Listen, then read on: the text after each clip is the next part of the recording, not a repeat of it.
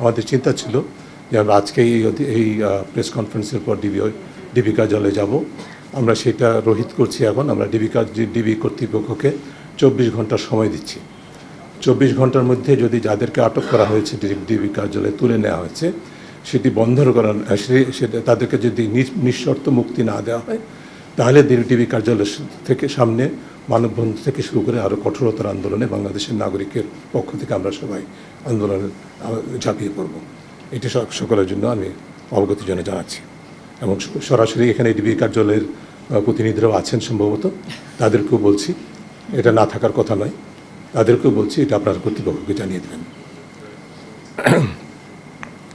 কিন্তু একটি কথা আমি বলতে চাচ্ছিলাম, তার মধ্যে প্রথম যে বিষয়টি সেটা হচ্ছে যে সরকার ভুলে গেছে, কর্তৃপক্ষ ভুলে গেছে যে মানুষের বাক স্বাধীনতা, মত প্রকাশের স্বাধীনতা, মানুষের অধিকার ভিত্তিক আন্দোলনের যে স্বাধীনতা, বৈষম্য বিরোধী আন্দোলনের যে স্বাধীনতা, সেটি সাংবিধানিক অধিকার, এটি কোনো অপরাধ নয়। এটা ভুলে গিয়ে এটাকে অপরাধ হিসেবে বিবেচনা করে রাজনৈতিক সুবিধা অর্জনের জন্যই হোক, যেই কারণেই হোক, প্রতিপক্ষকে ঘায়েল করার জন্যই হোক, যেই কারণেই হোক, তারা কিন্তু দমন নিপীড়নের পথ অনুসরণ করেছে। এবং এই পথে তারা সমস্ত রাষ্ট্রীয় প্রতিষ্ঠানগুলোকে, যাদের উপর অর্পিত দায়িত্ব আইনের রক্ষকের, তাদেরকে আইনের ভক্ষকে রূপান্তরিত করার সুযোগ করে দিয়েছে। এবং সেটা তারা অবারিতভাবে করতে পেরেছেন, কারণ দীর্ঘ প্রক্রিয়ার মাধ্যমে এই প্রতিষ্ঠানগুলোকে দলীয়করণ করা হয়েছে। দলীয়করণের মাধ্যমে অতিরিক্ত সক্ষমতা দেওয়া হয়েছে আইন বহির্ভূতভাবে। সেই সক্ষমতাকে সেই ক্ষমতাকে নির্বিচারে অপব্যবহার করে মানুষের অধিকার হরণ করছে। স্বল্প মেয়াদে ভাবছে যে তারা তাদের প্রভুদের সুবিধা করে দিচ্ছেন, কিন্তু দীর্ঘমেয়াদে এটা যে বুমেরাং হয় সেটা কিন্তু তারা ভুলে গেছে। পৃথিবীর ইতিহাস বলে, বাংলাদেশের ইতিহাসও তাই বলে, এটা বুমেরাং হতে বাধ্য, সেটা তারা ভুলে যাচ্ছে। কাজে এই পথ থেকে সরে আসতে হবে। আমরা সেই দাবি আবারও জোরালোভাবে উল্লেখ করতে চাই। দ্বিতীয় যে বিষয়টি বলতে চাই, সরকারকে মনে রাখতে হবে যে ক্ষমতার ভিত্তি যখন জনবিচ্ছিন্ন একটা অবস্থানে চলে যায়, যেই অবস্থা তারা তৈরি করেছেন এখন এই দেশের, আমরা সবাই বলেছি ইতিমধ্যে, প্রতিটি মানুষ বিক্ষুব্ধ, প্রতিটি মানুষ শঙ্কিত, প্রতিটি মানুষ নিরাপত্তাহীনতায় ভুগছে। ডিবি বলছে আমাদের শিক্ষার্থী কোঅর্ডিনেটরদেরকে, সমন্বয়কদেরকে নিরাপত্তা দেওয়ার জন্য তাদের ডিবি কার্যালয়ে নিয়ে যাওয়া হয়েছে। এটা কত অবৈধ, অসাংবিধানিক সেটি ইতিমধ্যে বলা হয়েছে। এটা আদালতে আজকে গতকাল বক্তব্য এসেছে, আদালতে আজকে হয়তো আমরা একটা রায় পাবো। সেদিকে আমি যাচ্ছি না। আমি যদি ডিবি কার্যালয়, ডিবি কর্তৃপক্ষের কথাই ধরে নেই, এদেশের এখন প্রতিটি নাগরিক নিরাপত্তাহীনতায় ভুগছে। তাহলে আপনি কি সারা দেশটাকে ডিবি কার্যালয়ে রূপান্তর করবেন? করেন।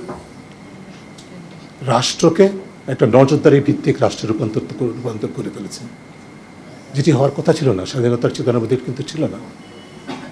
সেই অবস্থা সৃষ্টির জন্য যারা দায়ী তাদেরকে অবশ্যই জবাবদিহিতে আনতে হবে। আমরা সকলেই বলছি ন্যায় বিচার চাই। আমাদের প্রতিটা দাবির মধ্যে ন্যায় বিচারের কথা বলা হয়েছে। আপনারা, আমি অত্যন্ত দৃঢ় বিশ্বাস করি, এই ঘরে যারা উপস্থিত, আমাদের যারা কথা শুনছেন, এর গণমাধ্যমের সূত্রে যারা আমাদের কথাগুলি শুনবেন, সকলেই সম্পূর্ণ একমত। যারা সহিংসতার জন্য দায়ী, যারা হত্যাকাণ্ডের জন্য দায়ী, যারা নির্বিচারে আটকের জন্য দায়ী, যারা মানুষের অধিকার হরণের জন্য দায়ী, তাদের সকলেরই বিচার চাই। এটা এই দেশের প্রতিটি মানুষ দাবি করে। কিন্তু কার কাছে চাইছে বিচার?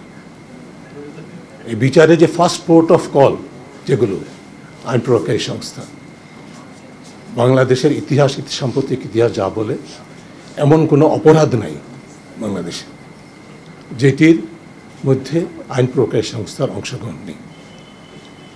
রাস্তাঘাটে, পথে ঘাটে, কার্যালয়ে, প্রতিষ্ঠানের ভিতরে ঘুষ লেনদেনের থেকে শুরু করে, ঘুষ আদায় থেকে শুরু করে, পুকুরচুরি থেকে শুরু করে, দুর্নীতি, অনিয়ম, ক্ষমতার ব্যবহার থেকে শুরু করে, মানুষের অধিকার হরণ, অপরাধীর পাশে দাঁড়ানো, অপরাধের শিকার যারা তাদেরকে অতিরিক্ত নিরাপত্তাহীনতার মধ্যে ঠেলে দেওয়া থেকে শুরু করে সরাসরি প্রত্যক্ষভাবে খুনের সাথে জড়িত আইন প্রয়োগকারী সংস্থা বাংলাদেশের।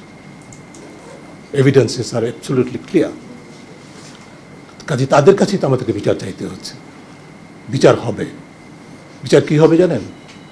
বিচার হবে, কদিন পরে শুনব যে একটা তালিকা বের হবে, প্রকাশিত হবে, অমুক অমুক কর্মকর্তাকে পুরস্কৃত করা হয়েছে, এবং ব্রেকেট হবে শিক্ষার্থী আন্দোলন দমনের সাফল্যের সাথে দমনের কারণে শুদ্ধাচার পুরস্কার দেওয়া হবে, যেরকম প্রাক্তন র্যাব প্রধান, পুলিশ প্রধানকে দেওয়া হয়েছিল, যিনি এখন পালিয়ে গেছেন, অপরাধ স্বীকার করে পালিয়ে গেছেন। এভাবে অপরাধ স্বীকার করে পালিয়ে যাওয়ার জন্য আপনাদের সকলকে প্রস্তুত হতে হবে, নাকি আপনারা নিজেরাই দায়টা নেবেন, সেই প্রশ্ন আপনাদের কাছে। দীর্ঘায়িত না করে আপনাদের সবাইকে ধন্যবাদ জানিয়ে আমার বক্তব্য এখানে শেষ করব। শুধু আরেকটা কথা শুধু বলবো, সেটা হচ্ছে যে মনে রাখতে হবে যে ক্ষমতার ভিত্তি জনগণ হওয়ার কথা, সেটি এই প্রেক্ষিতে নাই। দীর্ঘ প্রক্রিয়ার মাধ্যমে বাংলাদেশে সেটি আছে, সেটা বলার মতো কোনো সুযোগ নেই। এই প্রেক্ষিতে আরও বেশি সেটি নেই বলার ছাড়া কোনো উপায় নেই। কিন্তু ক্ষমতার ভিত্তি তো আছে, যে ভিত্তিগুলো ক্ষমতার ভিত্তি হিসাবে আছে, সেগুলো যত বেশি অনৈতিকতা এবং দুর্নীতি, অনিয়ম, ক্ষমতার অপব্যবহার দ্বারা নিজেদেরকে শুদ্ধাচার বহির্ভূত করবে, তত বেশি সেগুলো ভঙ্গুর হবে এবং সেই ক্ষমতা ধসে পড়তে বাধ্য। যারা ক্ষমতায় ধরে রাখে, যারা ক্ষমতায় প্রেরণ করে, যারা ক্ষমতায় ধরে রাখেন, তারাই কিন্তু চূড়ান্ত বিবেচনায়, সেটি গণতান্ত্রিক প্রক্রিয়াই হোক, অগণতান্ত্রিক প্রক্রিয়াই হোক, তারাই কিন্তু ক্ষমতার থেকে অপসারণ করে। এই জিনিসটা মনে রাখতে হবে।